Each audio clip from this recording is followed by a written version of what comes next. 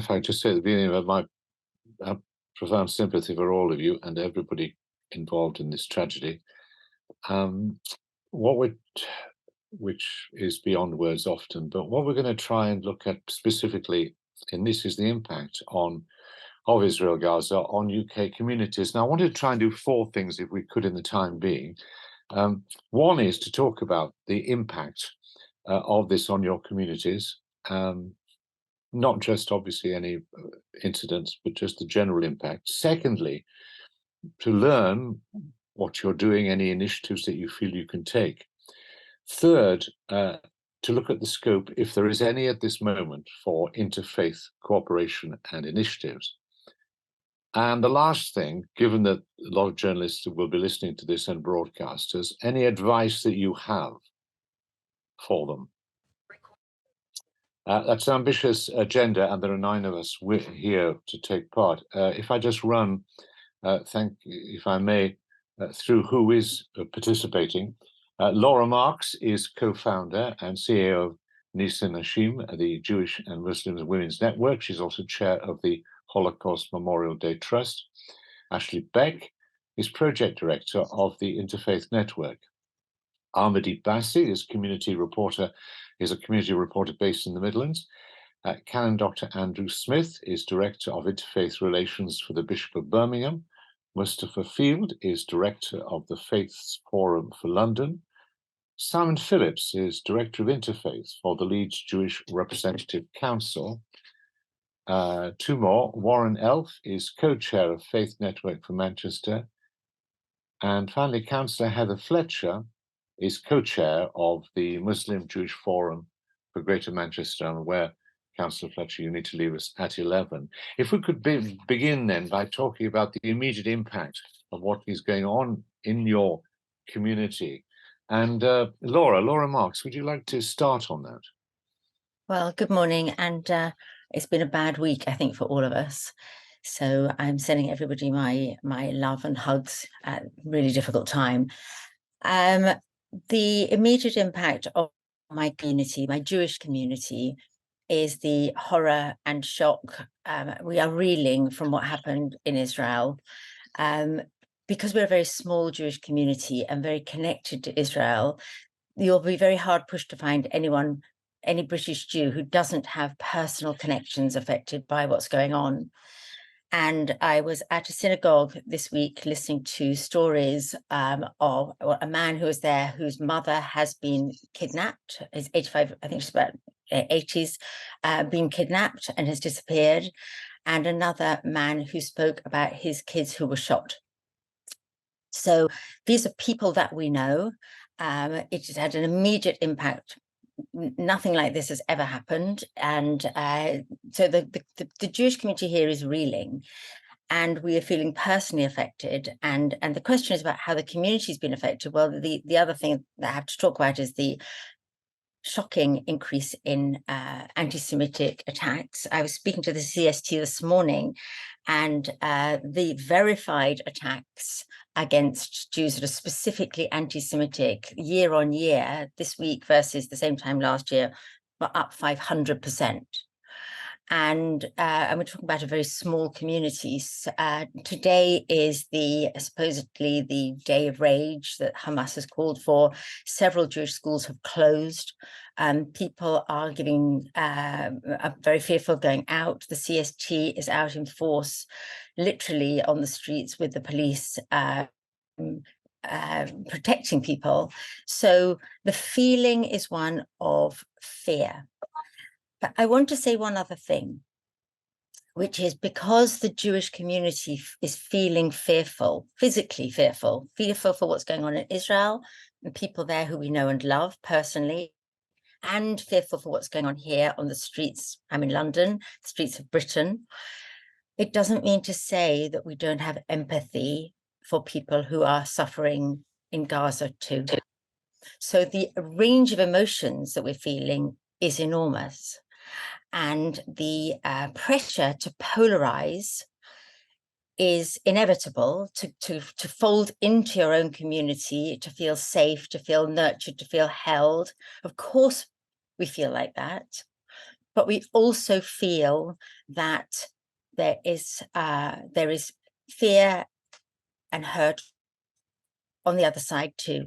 Thank you very much indeed for that. Could I ask Armadi Bassi, who's with us, who's a community reporter based in the Midlands, what he's seen in terms of the impact on different communities of the events?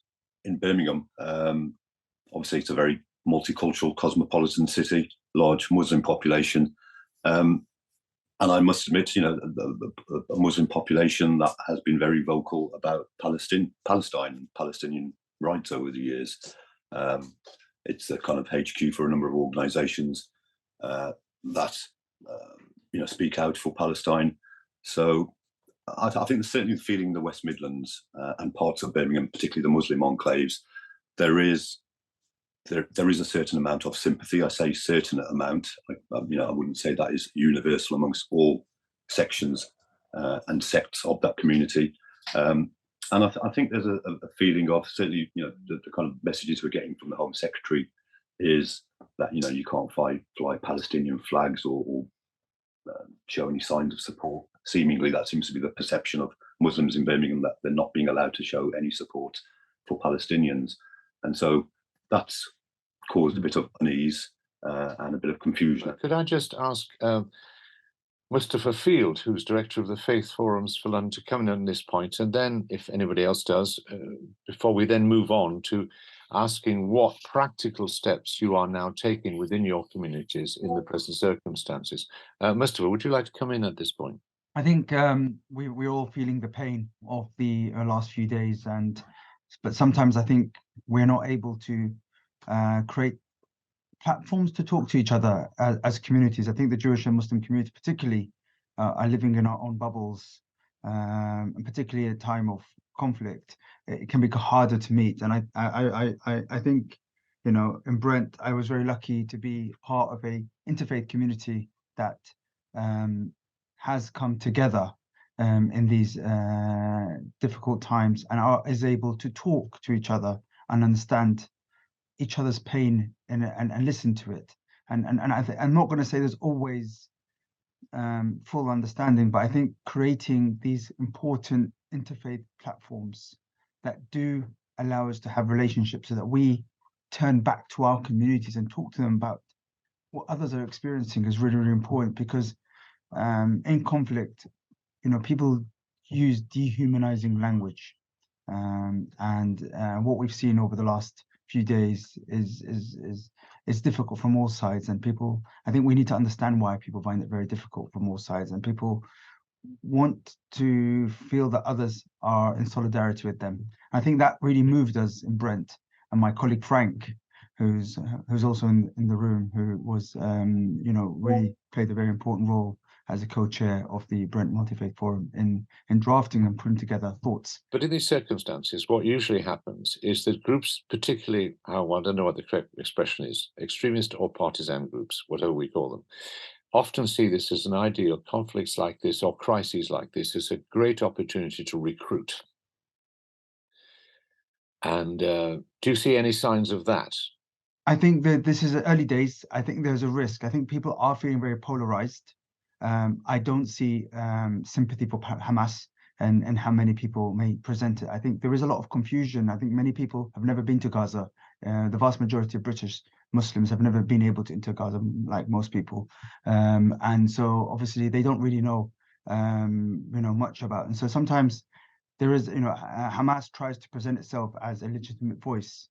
But actually the people I see, you know, the information that I see shared is the PLO leadership. It seems to have more resonance. The ambassador for Palestine has more, and so I think, you know, I just saw a message from the North London Council of Mosques, you know, condemning the and talking about sacred lives, both sides. And I think that's really important, that we remember that life is sacred in all sides of the conflict, and humanizing. So I think we act, you know, in some ways I'm seeing, but I think people are very frustrated, and I think it's dangerous when you're telling people you can't show solidarity to Palestinians, all Palestinians. I think that can turn people to more extreme groups, because if you, what we need to do is create space for people to talk, and I think this is what interfaith groups do really well at our best, is get people to talk, and we're not always going to be in agreement. We have to know how to disagree in a nice way, and maybe understand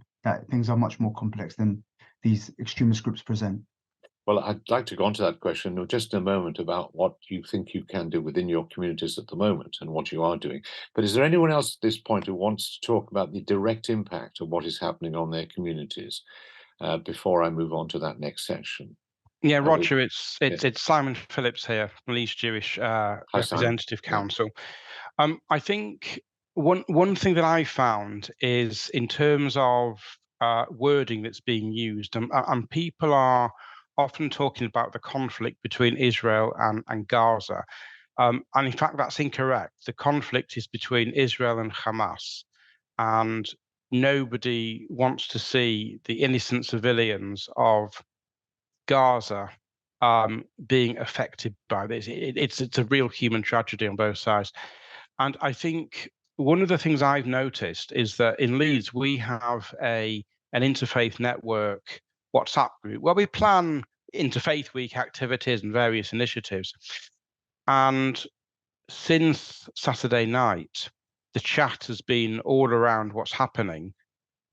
But I think the amount of chat has been very, very restricted. I think people feel uncomfortable about wading into this space. People are worried about what to say, and I've noticed that those who aren't Jewish and those who aren't Muslim seem to be staying away from the discussion as if this is something which, you know, Jewish and Muslim brothers and sisters need to resolve amongst themselves, which is incorrect. You know, we know that people of all faiths are being affected by what is happening. I mean, I find I'm finding very difficult phone calls with some of my friends from other faiths to talk about this. I was on the phone to a female Muslim friend of mine yesterday who broke down in tears. She's just so upset about what's happening. And I just think everybody's shedding so many tears for a variety of reasons here. But I think what is encouraging for me is the amount of approaches that I'm receiving from people of a variety of faiths. Okay, yes, that they're supporting, you know, the Jewish community, that this is, you know, such a tragedy, but also in the same breath they're talking about peace, and they want to get back to, you know, the day-to-day interfaith work that we do so well and which has been achieved and built up for so many years, and which in a fraction could be destroyed by factors outside our own control, really. So I don't want to push you on, but does anybody else want to come in on this first area about the direct impact on our communities? And then what we want to do is talk about any ideas for what you can do in your communities to at least ameliorate what's happening. Anybody want to come in on this question about the impact directly on your communities? I think the initial thing was the shock, and that quickly turns to pain, horror, anger, even rage about what was going on in southern Israel last Saturday. And that's continued to a certain extent, with people feeling more and more helpless in terms of what to do, how to respond as well. So many people knowing people who are in the area or in Israel who are affected, and more Israelis and more Jews around the world are going to know people and have people who are affected by this. So there's been a sense of vulnerability. As Laura was saying, yeah, with the increased anti-Semitism in the last week, and there are concerns that that's going to increase, or will increase over the next several weeks as well, depending how things pan out. Sorry to interrupt you. Does this, you think people who feel they can obviously be identified in public places as being Jewish, perhaps by what they wear and the clothes they wear, are now feeling that they have to stay home? We've heard of certain schools being closed and so on, but I mean, is that happening in your area, where people who feel they may be easily identified as Jews are not going out? I'm not aware of people not going out yet in Manchester, but I think there are going to be some cases where people are feeling more and more vulnerable about that, very clearly. And but I'm also aware that, as well as what's going on with the Jewish community, that the things that are affecting our Muslim and Christian sort of friends and neighbors as well. I think that the Jewish community have felt partly reassured by the expressions of solidarity. I think there are there are many Jews who've been pleased to see the Israeli flag being shown at various places. And I'm very aware that as I think Avidisa was saying before, the banning of displaying the Palestinian flag at vigils and protests has made Palestinian supporters, Muslims and others, Christians, many Christians I know who are Palestinian supporters, quite angry about the response. And I think you don't think this would inevitably change? The focus has been, at the moment, understandably, on the atrocities committed in southern Israel by Hamas. It is inevitable that the concentration will be on that. But when as we must anticipate, dreadful images, even worse than we have, start to come out of Gaza, particularly if there is an invasion, and obviously large numbers of people will not be able to move in those circumstances if the blockade continues. Then we'll get those images, I suppose, out, and then there'll be intense pressure on the other side, as it were. So that we have to anticipate that, and you have to anticipate that as well. Absolutely. And many of us have been talking about the fact that we can see the number of Palestinians who've been killed and those who are injured increasing on an hourly basis. And our feelings of solidarity with the Palestinians have to be there as well. And I think there are many Jews who are expressing that. There are many Jews who don't know how to, maybe still too pained and shocked by what happened last week. But I think, as the number of Palestinians has already exceeded the number of Jews, Israelis who died, I think that's going to be more and more. And over the next few weeks, unfortunately, it looks as though it's going to get significantly worse.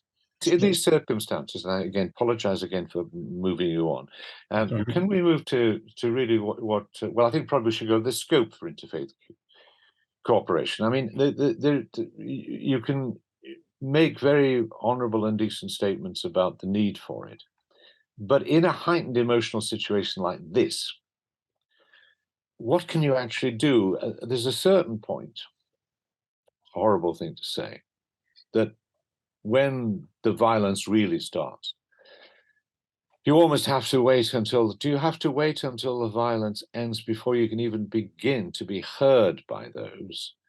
Or what can you do now? I don't think we can afford to wait until the violence stops. I think we have to be proactive. I think we have to do everything we can, wherever there are opportunities for talking with each other across the different faiths, even using people of different faiths who might not be essentially involved to help mediate.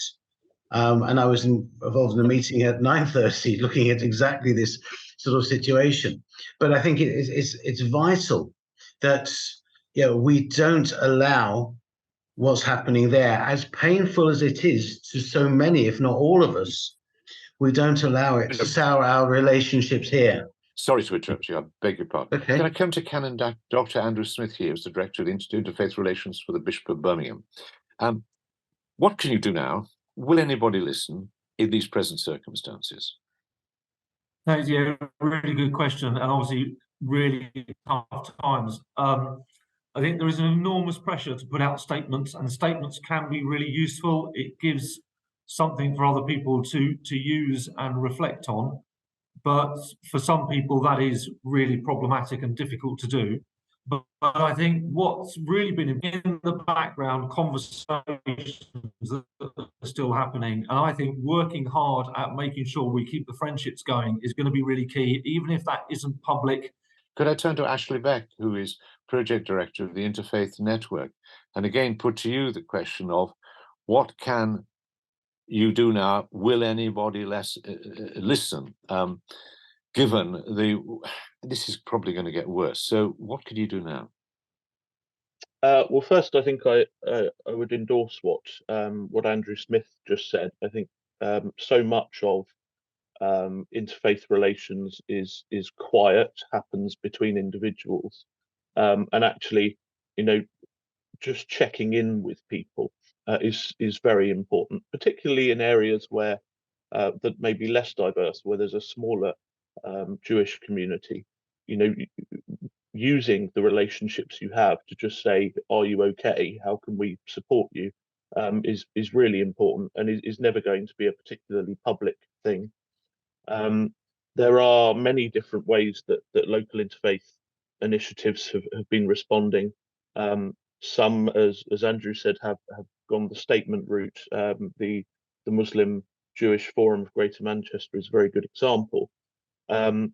Others have not been able to find the words or have not been able to find consensus, but they are doing other things. They are continuing to talk to each other.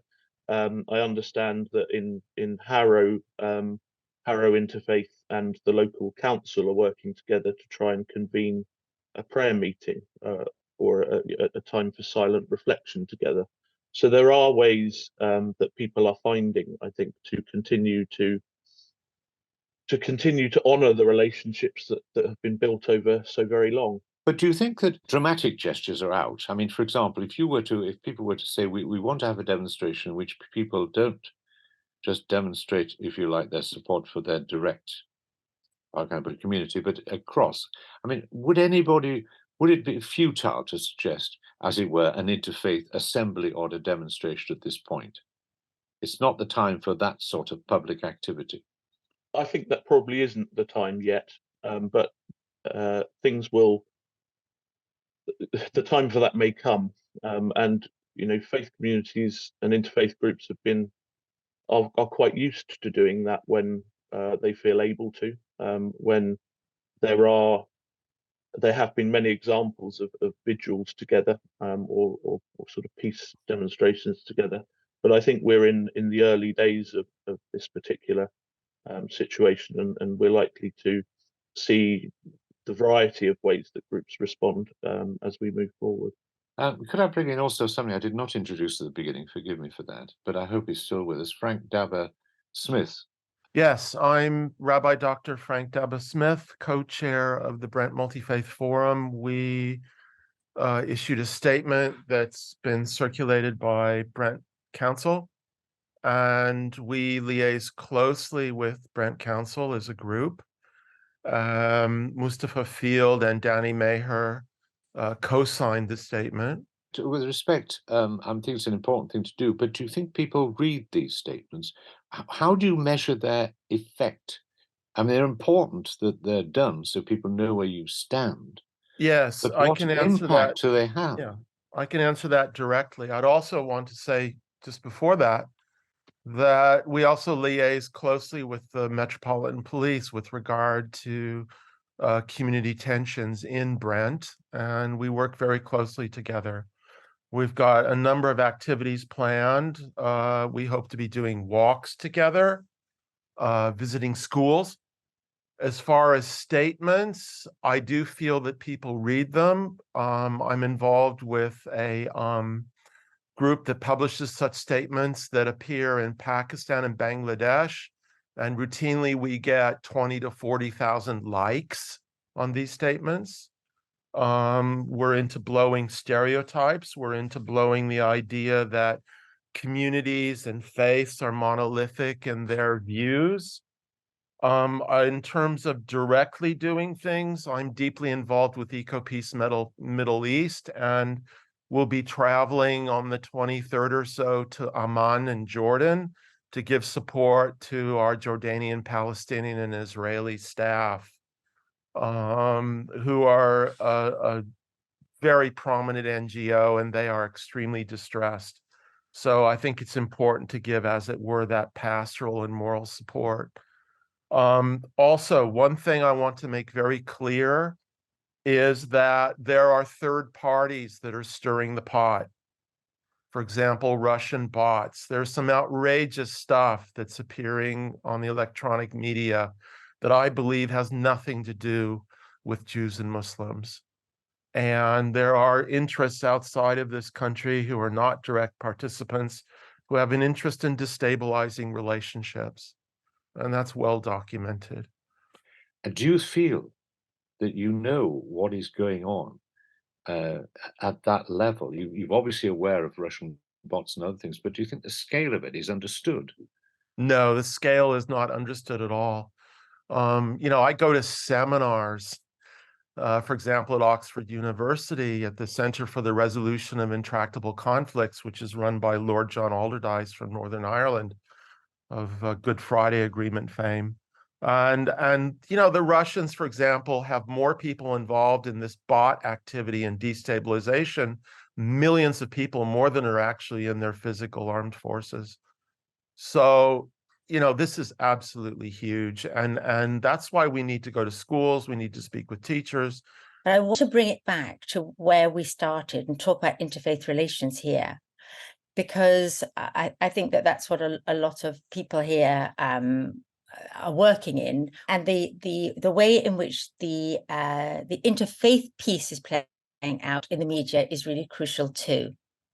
And I think that Simon from Leeds said that it's very difficult to know how to have these conversations about one side or the other, and I think that's not necessarily true.